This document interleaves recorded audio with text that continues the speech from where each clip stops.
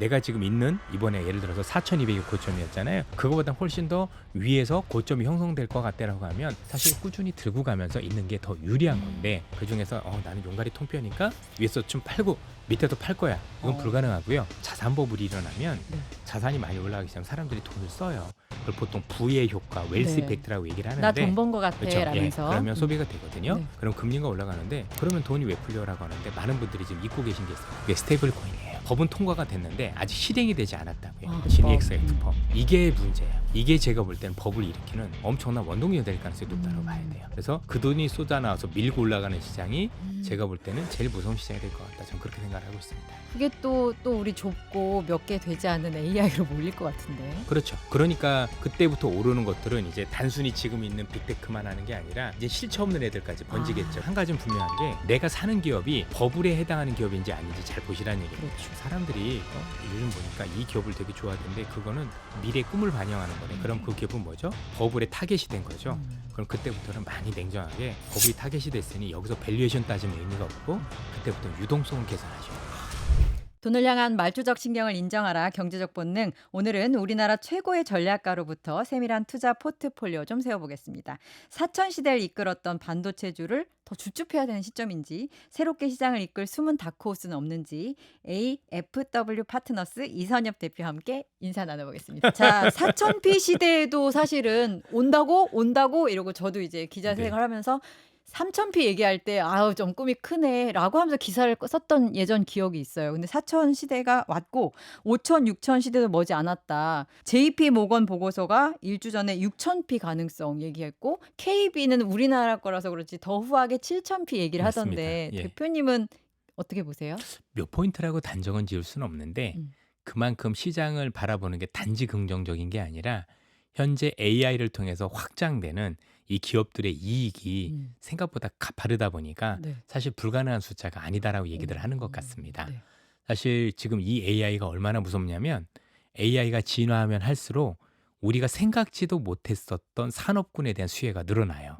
예컨대 지금 반도체 가격이 제가 37일 연속 오르고 있다라고 말씀을 드렸는데, 이 37일 연속 오르기 바로 직전까지도 삼성 하이닉스도 이럴 줄 몰랐어요. 네. 야, 이게 AI가 하면서 이렇게까지 필요해? 아마 우리가 조금 이제 시계를 돌려보면 이랬었어요. 처음에 AI가 시작됐을 때는 누구나도 이해하는 게, 처음엔 야, 어떻게 하면 GPU 구할 수 없어? 엔비디아 GPU 구하는 게 제일 먼저야 라고 해서 엔비디아가 제일 많이 올랐잖아요. 그 다음은 야, AI를 하기 위해선 GPU가 엄청나게 많은 데이터를 한꺼번에 학습하는 건데, 근데 얘가 안 돌아가는 거예요. 정보를 거기다 보내야 돼. 예, 보내야 되는데 보내는 애가 HBM 1차선으로 이야. 보는 거예요. 그렇죠? 그게 HBM이에요. 그래서 HBM이 엄청나게 되기 시작을 한 거죠. 그렇죠? 그다음에 나온 현상들이 뭐였냐면, 그렇게 해서 열심히 했었더니 너무나도 많은 반도체, 너무나도 많은 GPU가 들어가니까 뭐가 필요해요? 전기가 필요한 거예요. 야, 전기 어디 있어? 라고 하면서 지금 전력 관련주들이 계속 올라가기 시작을 했고요. 근데 이것까지 했었더니 이제는 학습을 하고 그다음에 추론이라는 데 넘어갔더니, 추론한 결과들이 자꾸 이 서버에 저장이 되거든요. 데이터 센터. 예, 기존에 있던 우리가 하는 서버라는데 데이터 센터가 감당을 못하는 거예요. 그래서 와, 안 되겠어. 그동안 이거를 하드 디스크 드라이브라는 거, 옛날에 HDD라는 거 했는데 이거 안 되니까 우리 보통 메모리 스틱이라고 하면 이걸로 다 바꾸자 해서 그거 지금도 없어요. 없어서 엄청 수요가 있는데, 그러다 보니까 또 어떤 현상이 벌어지냐면, 야, 이걸려면 디램도 있어야 되잖아.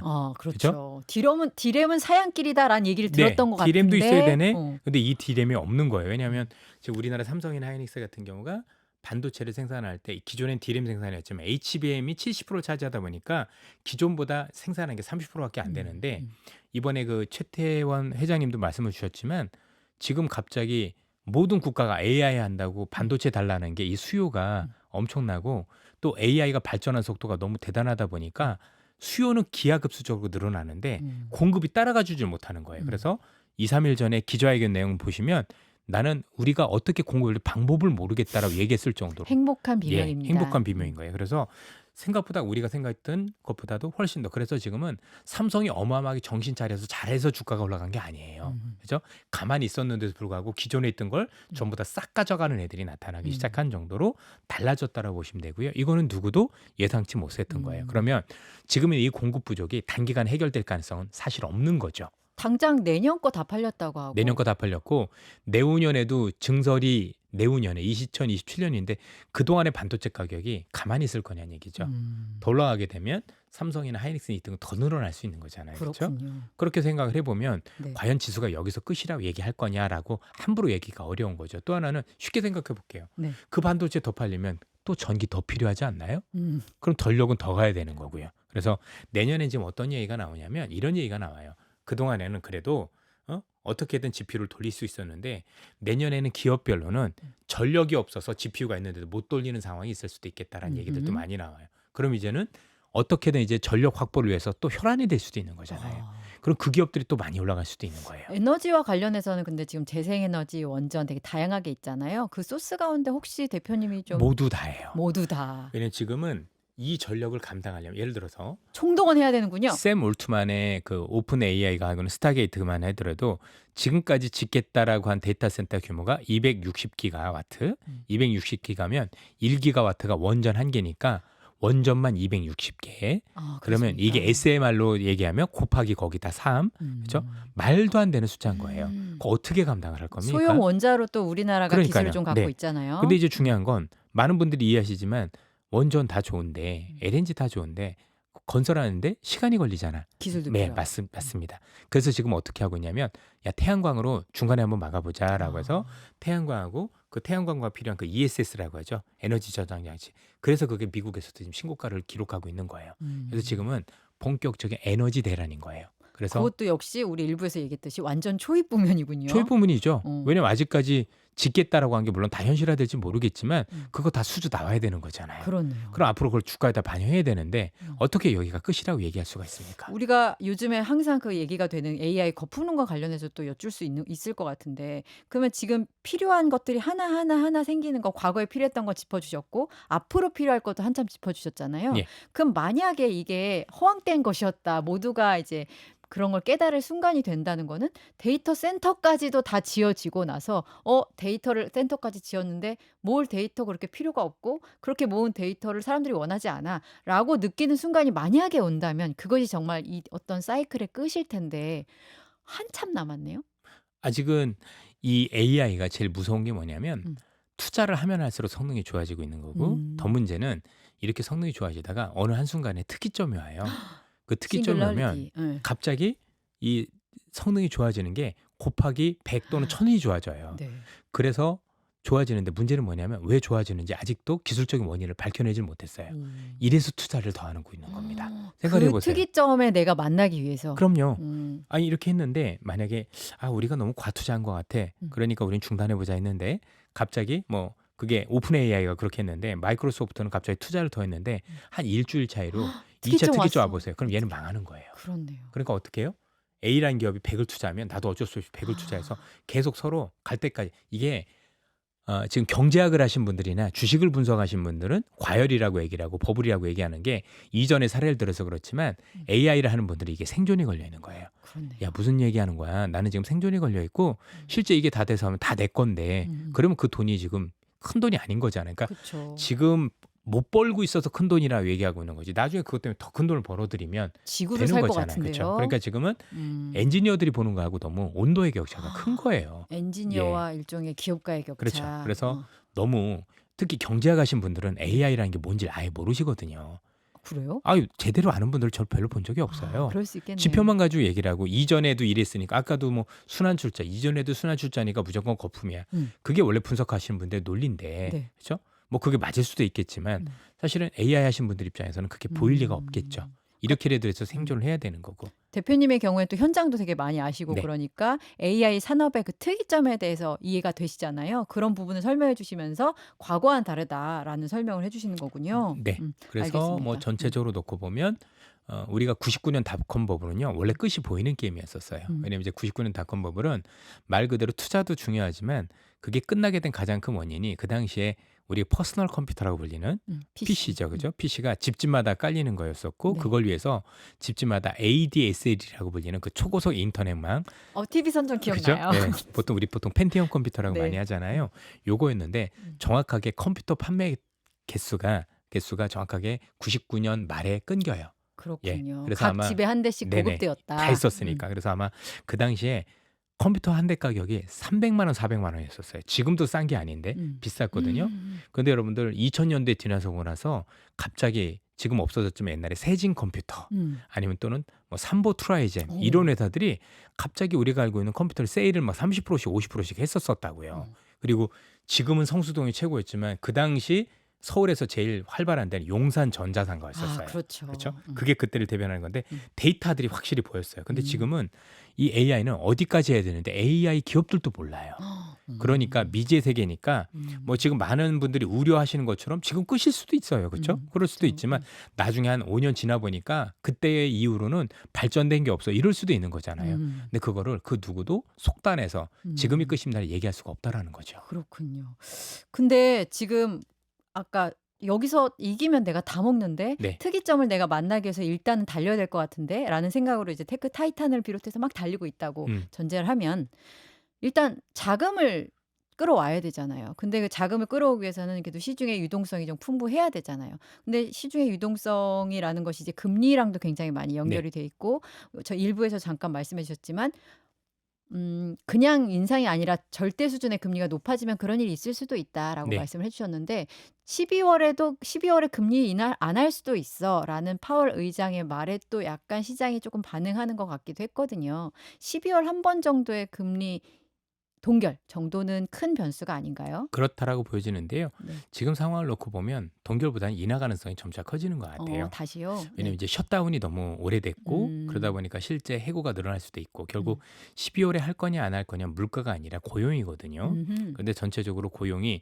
지금보다 썩 나아지기는 쉽지 않은 상황인 거잖아요. 당장 해고를 엄청 많이 하고 예, 있잖아요. 맞습니다. 그리고 뭐 정부 조직들도 마찬가지고 물론 그 고용이 왜곡되어 있을 수도 있는지 모르겠으나 음. 어쨌든 지금 상황에서는 그럴 것 같고 실제 저희 촬영하는 동안에도 보면 미국의 12월 금리 인상 확률이 2, 3일 전보다 확연하게 올라가 있는 2, 상황입니다. 3일 전엔 한 네. 60%까지 인하 지금은 조금 더 올라가 있어요. 인상. 예, 그래요. 올라가 있고요. 네. 그래서 뭐 결과는 좀 봐야 되겠지만 아직까지는 그 가능성이 조금 더 열려 있다 이렇게 보셔도 될 것 같습니다. 알겠습니다. 그리고 또 금 가격이 또 최근에 네. 좀 떨어지고 주식 가격은 약간 혼란스러운 상황이고 그래서 바로 얼마 전까지만 하더라도 우리가 에브리싱 랠리다 이럴 때는 도대체 뭘 어떻게 해야 되냐라는 상황이었거든요. 근데 달러 인덱스를 그때 보면은 달러 가치가 너무 하락하는 것 같은데 이런 것도 있었고. 근데 요즘에 보면은 또 달러 가치가 조금 오르더라고요. 그렇다면 이걸 어떻게 해석해야 되는지. 조금 안전자산에 대한 선호가 있다라고 봐야 되겠죠. 음. 나름대로 달러 가치가 오른다는 얘기는 시장에서 조금 그동안 약간 불안하니 그래도 달러를 좀 사볼까라는 수요들이 있고 그래서 미 국채가 조금 금리가 내려가고는 모습들을 많이 보이고 있는 거잖아요. 근데 이번 장에서도 보셨겠지만 뭔가 좀 주식시장에서 뭔가 좀 탈이 날 것 같을 때 할 때 선행적으로 비트코인이나 금이 먼저 좀 시그널을 알려줬던 것 같아요. 선행적이에요. 예, 금과 선행적으로 조금. 비트코인이. 네. 그리고 나중에 이제 우리 주식시장도 뭐 미국 주식시장도 마찬가지겠지만 일정 부분 조정 이후에 또 이제 에너지를 비축을 하고 올라갈 때는 제가 볼 때는 그 자산들도 다른 움직임을 보이진 않을 가능성이 높죠. 뭐 비슷하게 뭐 정도의 차이는 있겠지만 제가 볼 때는 다시 반등하지 않을까라고 생각이 좀 들더라고요. 그래서 알겠습니다. 향후에도 내가 뭔가 조금 이제 과열인 것 같은데 과열이라고 해서 바로 빠지진 않잖아요. 네네. 앞서도 말씀드렸지만 고평가 논란 한 두어 달 내내 했는데 두어 빠졌으니까. 달이 뭐예요? 저 그러니까 한참 됐어요. 그러면 음. 지금 단순히 우리가 알고 있는 고평가 논란 때문에 빠졌다고 하기도 웃기잖아요. 되게 그렇죠? 아니 뭐 그때는 언제는 없었나? 왜 그러니까요. 굳이 지금이야? 네. 이런 것들이 있었던 거고 그런 여러 가지 것들이 이제 시장에 그동안 받쳐주던 돈들이 약간 이제 유동성들이 약간 조금 기스가 죄송합니다. 기스라고 하면 좀 그렇고 약간 생채기가 나기 시작한 부분들 때문이라고 보여지는데 그 생채기가 났었을 때 대부분 주식시장보다는 먼저 선제적으로 금이나 이런 것들이 먼저 시그널을 주기 때문에 네. 그 신호를 보고 혹시 유동성에 혹시 문제가 없나 이렇게 나중에 점검을 해보시면 이번보다는 조금 더 세련되게 조정을 좀 피하거나 아니면 조정에 대해서 나름대로 조금 대응할 수 있는 그런 어떤 그 여러 가지 전략을 세울 수 있지 않을까라고 말씀드리고 싶습니다. 그러면 AI 관련 사이클이 굉장히 길게 갈 거라고 지금 전제를 하고 있잖아요. 그럼 그 사이에도 지난 검은 수요일 그리고 뭐 요즘에도 약간 혼란스럽고 이 상황이 좀 주기적으로 오겠다라는 거를 전제하고 또 그럼요. 움직이는 게 반복됩니다. 좋겠네요. 이번뿐만이 아니라 모든 우리가 알고 있었던 버블 시장을 저는 이제 몸으로 직접 겪어봤지만 네. 보면은 중간중간에 10에서 지수 기준으로 10에서 20% 기업 주수는 보통 30% 이상 조정하는 게 비일비재합니다. 여러분 30%까지도 네. 가능하답니다. 그런데 음. 결국은 더 오르거든요. 음. 문제는 뭐냐면 그 중간중간을 개인들이 견디기가 어려워요. 그래서 개미 투자자의 슬픔이. 결국에는 이런 것들에 대해서 적극적으로 대응을 하려다 보면 매매가 되게 꼬여가는 경우들이 많고 그래서 팔지 말아야 될 때 파시고 그러면 뭐 그게 좀 벌었으면 그만두면 되는데 또 하겠다라고 하면 또 그 가격이 바닥에서 사는 게 아니라 또 많이 오를 때 또 따라 사거든요. 그러다 보니까 실제 버블이 끝나고 났었을 때 개인 투자자분들이 정말 돈을 번 분들을 이렇게 퍼센트를 내보면 사실은 10%가 넘질 않아요. 그거밖에 안 돼요? 예, 그렇습니다. 되게 특이하게. 제가 참 이게 이런 말씀 드려도 될지 모르겠지만 지금 모 언론사에서 모 경제지에서 이 증권사 직원들이 모여서 하는 그 수익률 게임 대회가 있어요. 그래도 그 나름대로 흥미진진하네요. 네. 그 나름대로 그 대회는 그 나름대로 그 회사를 대표하는 분들이 훌륭한 분들이 나와서 할 건데 선수들이 나왔을 예, 텐데. 10팀이 지금 하고 있거든요. 네. 근데 두 팀은 벌써 마이너스 20% 탈락을 했고요. 6개월 몇 달 됐는데 그럼 좀 이 2, 3일 전에는 그럴 수 있다 치지만 그동안 돈을 많이 벌었어야 될 거잖아요. 그러니까요. 안 그래요. 아니, 그리고 그렇게 많이 코스피가 뛰었는데 된데도 마이너스 불구하고 20이? 예, 그리고 실제로 수익률 난 분도 몇 분이 안 돼서요. 그러니까 마이너스가 더 많아요. 근데 이게 그분들만의 문제냐? 개인 투자자분들도 사람마다는 다르지만 이런 현상들을 보이고 있는 거예요. 그래서 우리가 이런 버블장에서는 되게 전략을 잘 짜야 되는 게 사실 왔다 갔다 하면 제가 볼 때는 손실 가능성이 훨씬 더 커집니다. 그리고 저희들도 많은 분석을 해보고 뭐 진짜 수많은 어떤 매매를 해봤지만 사실 뭐 이런 시장에서 얼마까지 딱 갈 거다 알 수도 없고 또 중간중간 언제 조정이 와서 얼마까지 갈 거다라는 걸 아는 건 불가능한 거예요. 그렇죠? 그냥 우리가 봐야 될 건 뭐냐면 여기서 끝이 어느 정도인가 판단해 보는 거예요. 그게 다 맞지는 않겠지만 보수적으로 생각을 해서 그래도 지금은 끝이 아닌 것 같고 내가 지금 있는 이번에 예를 들어서 4,200이 고점이었잖아요. 그거보다 훨씬 더 위에서 고점이 형성될 것 같다라고 하면 사실 꾸준히 들고 가면서 있는 게 더 유리한 건데 그중에서 나는 용가리 통뼈니까 위에서 좀 팔고 밑에도 팔 거야. 이건 불가능하고요. 거의 90%는 거꾸로 갑니다. 무섭네요. 그렇죠? 지금 보세요. 이런 조정에서도 첫날 조정은 다들 환호했어요. 아유 뭐 올랐으니까 그 정도 있을 수 있지. 이틀날부터 달라지기 시작하셨고요. 3일 되니까 이제 팔아야 되는 거 아니라고 생각 바꾸기 계시거든요. 불과 그분들 일주일 전에 여쭤보면 대세 상승이라고 울부짖었던 분이에요. 그렇죠? 근데 딱 일주일 지나니까 3, 4일 빠지고 나서 그 폭이 크다 보니까 이 변동폭을 견디질 못하는 거죠. 생각보다 그 버티기가 힘든가 봐요. 쉽지 시장 않아요. 예, 참여자들. 그거는 그분들만의 그런 게 아니라 저희들도 마찬가지예요. 우리는 인간이니까. 그렇죠. 그래서 원래 우리가 이런 투자를 할 때는 심리라는 게 굉장히 힘든 거고 결국 나중에 수익률을 크게 냈던 분들은 보통 용가리 통뼈들이 아니었던 겁니다. 예. 그렇군요. 그래서 할머니들이 제일 수익률이 높다는 최근 할매 통계도 버핏이라는 얘기가 있더라고요. 통계도 그렇죠? 예. 있었습니다. 같은 맥락인 것 같네요. 그럼 주식 시장에서 어떻게 움직여야 할지에 대해서는 지금 조언을 주셨습니다. 그러면 금 같은 것은 어느 정도 비중을 두고 왜냐하면 좀 일종의 해칭 자산이라고 알려져 있으니까 비중을 두고 가면 좀 마음의 위안이 될까요? 그게 어느 정도냐는 개인에 따라서 되게 달라요. 제가 이제 이 회사로 오기 전에 예전에 전에 있던 회사에서 OCIO라고 해서 정부 자금 또는 기관 자금을 뭐 작게는 몇 천억, 보통 한 1조에서 한 수십조가 돼요. 어우 간 떨려라. 예, 네. 이 돈을 가지고 자산 배분을 해서 운용을 했었거든요. 네네. 그럼 운용을 할 때 주식 얼마, 채권 얼마, 금 얼마, 부동산 얼마 이런 식으로 한단 그렇죠. 말이에요. 네. 근데 그거는 기관마다 다른 거예요. 지금 그럼 우리 투자자분들께서도 내가 조금 서민일 수도 있고 아니면 내가 중산층일 수도 있고 부자일 수도 있고 또는 같은 부자에서도 내가 돈이 당장 필요한 사람이 있고 또 돈의 용도가 있어요. 그렇죠? 예를 들면 젊은 친구들 중에서는 나는 지금 결혼도 해야 돼 이러면 거기에 따라서 비중이 다 달라져요. 아하. 그래서 일관화 시키기는 어렵고 그래서 저희들도 그런 기관들이 있었을 때 정부 기관이 있었을 때 보통 그 기관들한테 저한테 맡겨주세요 할 때는 그 기관의 특성을 연구해서 가져가는 거예요. 그렇죠? 이 기관은 이런 특성이 있으니 금은 얼마 가져가야 되겠구나. 채권 얼마 가져야 되겠구나. 해외 주식 얼마 이렇게 다 달리. 뭐 대표적인 게 고용보험기금이라고 우리 이렇게 회사 그만두고 나면 받는 실업급여 하는 그 기금이 있어요. 그게 네네. 10조짜리였거든요. 네. 그것도 저희들이 이렇게 했었던 건데 그런 거 할 때도 이 기금 같은 경우는 경제가 안 좋아지면 돈을 달라는 사람들이 많아지잖아요. 그렇겠죠. 그걸 대비하면 또 금도 얼마 이게 또 달라지는 거예요. 그러면 좀 안정적이고 많은 세상이 좀 나빠질 것이라고 예상을 좀 해야 되는 사람의 경우에는 금 비중이 높아지는 거고 이렇게 되는 건가요? 오히려 그때는 국채가 헐 낫죠. 국채. 국채 같은 경우는 그러면 경제가 되게 안 좋아지고 그럴 거면 금리도 내릴 건데 음. 금리가 내리면 채권은 돈을 벌 수 있거든요. 그렇죠? 음. 그다음에 일단 안전할 거고 그게 음흠. 더 낫죠. 왜냐면 금이라는 건 경제가 안 좋을 때 사는 게 아닌 거고요. 음. 금은 말 그대로 돌덩어리예요. 노란 돌덩어리인데 음. 이 노란 돌덩어리 이자도 주지 않아요. 네. 그럼 금은 왜 들고 다니냐면 돈의 가치가 떨어질 때 들고 가는 음. 거예요. 그렇죠? 이 돌덩어리의 가치는 떨어지지 않는데 돈의 가치는 휴지가 되어 가니 내가 휴지가 되는 돈을 방어하기 위해서 들고 있는 음. 게 이런 건 거고 경제가 안 좋아진다는 건 또 다른 이슈인 거죠. 음. 경제가 안 좋아지면 음. 전체적으로 보면 돈의 가치가 떨어지기보다는 음. 또 나름대로의 어떤 그 다른 이슈가 있을 수도 있으니까 예를 음. 들어서 경제가 안 좋을 때 금리를 마구마구 내리면 금리가 돈의 가격이거든요. 음. 돈의 가격이 떨어지니까 일정 부분 되기도 하겠죠. 그렇죠? 근데 그렇지 않은 경우도 되게 많아요. 왜냐면 음. 경제가 안 좋아질 때 경제를 살리기 위해서 국가가 아니면 금리를 또는 뭐 엄청나게 부양책을 쓰면 또 반대 케이스도 있어서 네. 꼭 금이 경기가 안 좋아할 때 들어가는 건 아니다. 이렇게 말씀드리고 싶습니다. 그러면 지금 또 우리가 계속 했던 얘기 가운데 유동성이 굉장히 풍부한 네. 상황이고 유동성을 더 심해질 가능성이 지금 높아 보이잖아요. 여러 가지 조건을 봤을 때. 내년에 생각보다 더 많은 유동성이 풀립니다. 그죠? 예. 그렇다면 '금도 괜찮은 거 아닌가?'라는 생각이 그래서 금들이 올라가고 있는 거죠. 네. 그걸 보고 나서 올라가는 거고 음.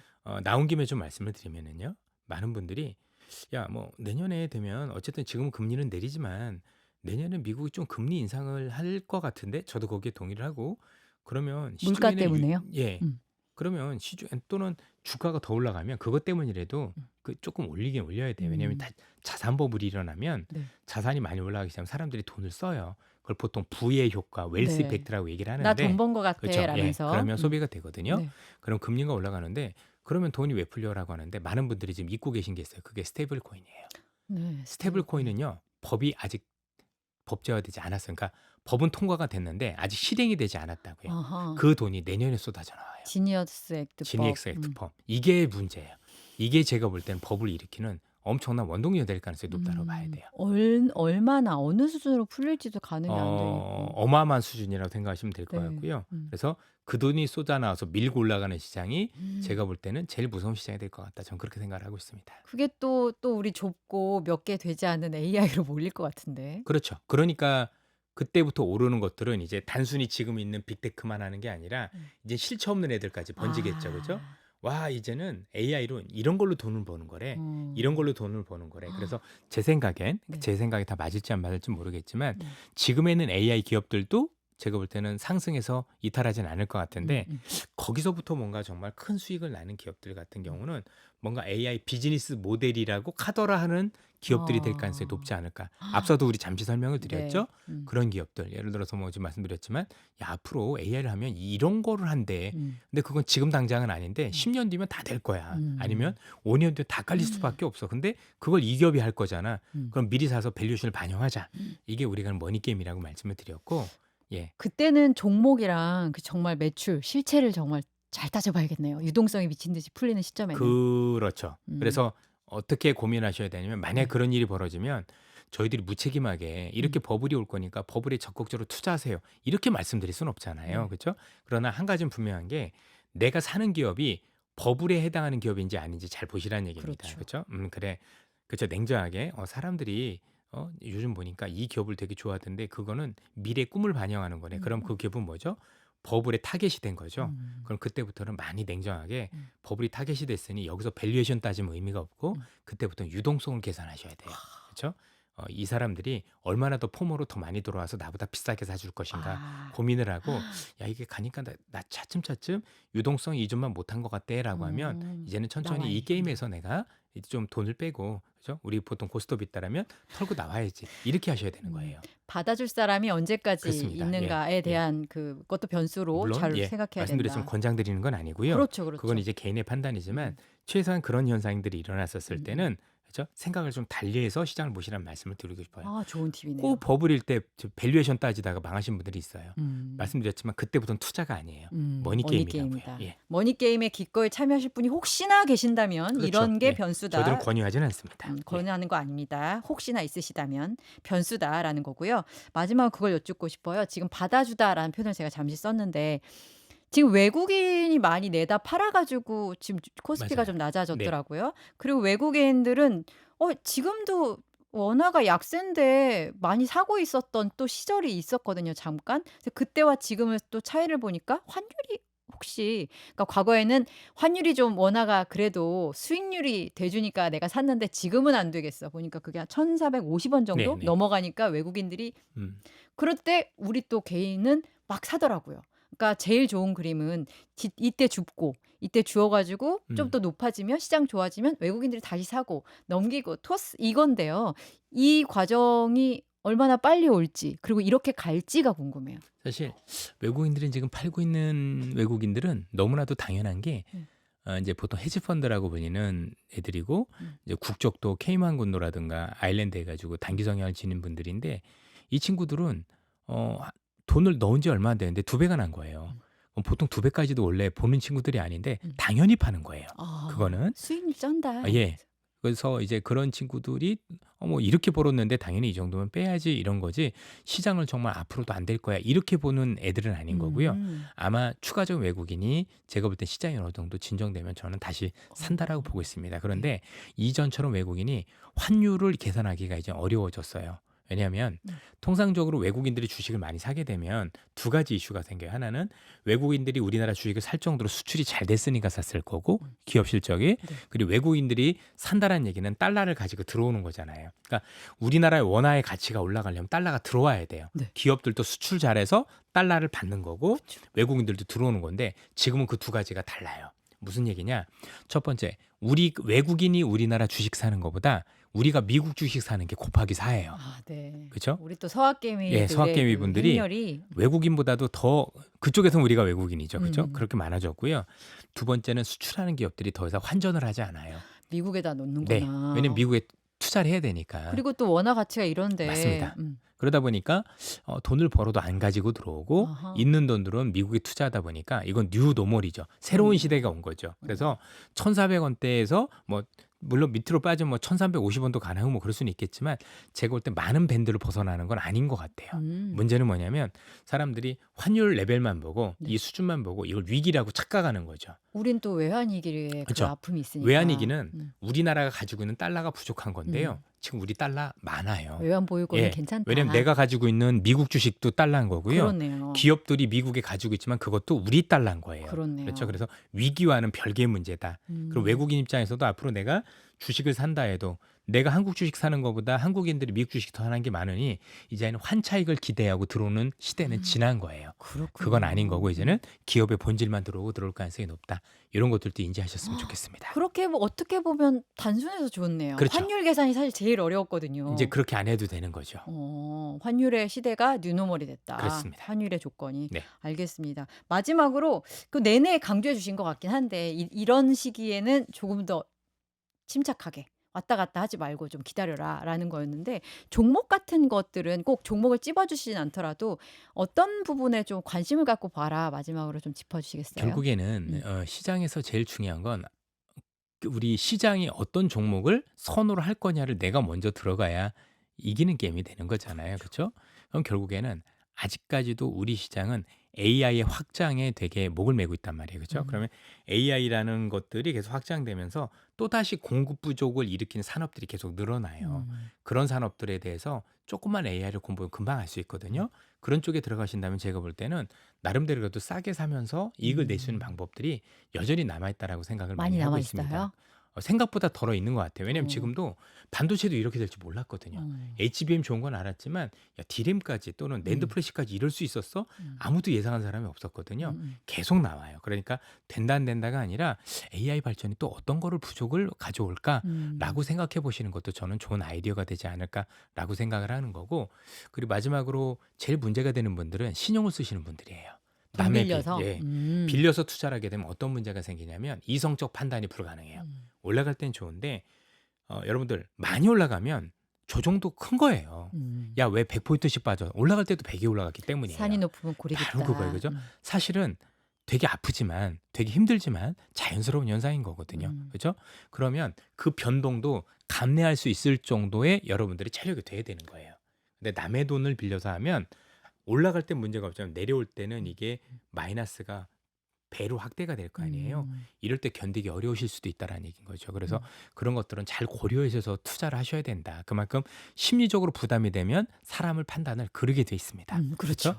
뭔가 내가 이런 상황에서도 냉정하게 볼 수 있을 때만, 그죠? 가능할 때만, 그리고 가능하신 분들만 하는 거지, 그렇지 않은 분들은 정말 저는 유의해서 투자를 하셔야 된다. 이런 말씀을 꼭 드리고 싶습니다. 알겠습니다. AI 산업의 발전 방향을 공부하면서 이 발전 방향에서 필요한 게 뭔지에 대해서 공부를 하면 네. 그것과 관련된 산업의 가능성이 보인다. 네. 그런 부분으로 이제 종목을 생각하시면 좋을 것 같고 그보다 더 중요한 것은 내 돈으로 하자라고 정리를 하면 될 것 같습니다. 이순엽 대표님 역시 야전사령관다우시게 이렇게 일목요연하게 저리로 가 요리로 가 거기서 빠져 말씀을 해주셨습니다. 다음번에는 또 이 시장이 좀 정리가 되면은 그때 더 차분한 마음으로 알겠습니다. 좋은 말씀 많이 주시기 바랍니다. 예, 감사합니다. 고맙습니다.